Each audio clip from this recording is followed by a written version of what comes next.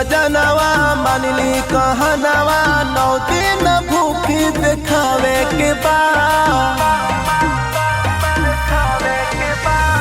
सुनी सजनवा मानली कहनवा 9 दिन भूखी देखावे के बा।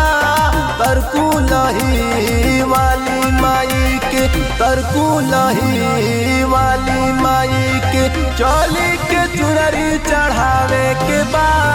तरकुलही माई के चुनरी सुना ये सैया चढ़ावे के बा।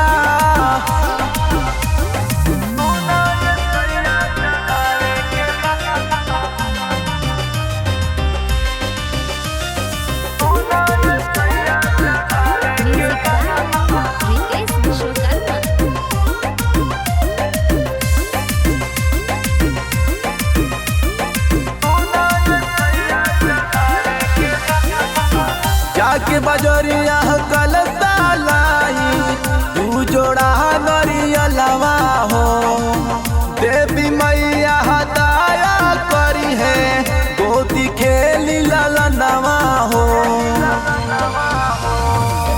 जाके बजरिया कल सालाई 2 जोड़ा नरियलवा हो।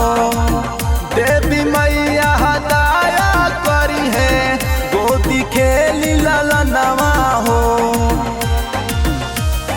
सुनी है लाचारी चली दुआरी मैया से दुखवा बतावे के बा। तरकुलही वाली माई के तरकुलही वाली माई के चोली के चुनरी चढ़ावे के बा। तरकुलही माई के चुनरी सुना ये सैया चढ़ावे के बा।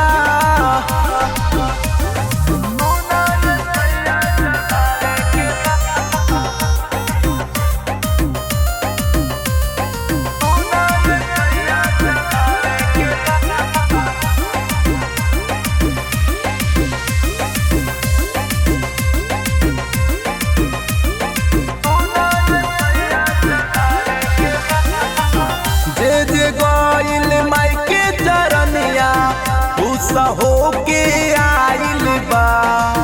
मनल बानी मनौती सैया नैहर से गाड़ी आइल बा।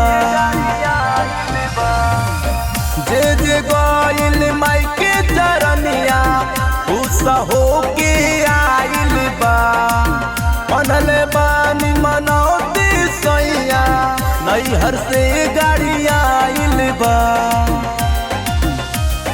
लकी के बोलाई अनिक के बोलाई अर्जुन से जागरण करावे के बा। तरकुलही वाली माई के तरकुलही वाली माई के चोली के चुनरी चढ़ावे के बा। तरकुलही माई के चुनरी सुना ये सैया चढ़ावे के बा। Recording by Voice Records, Devariya।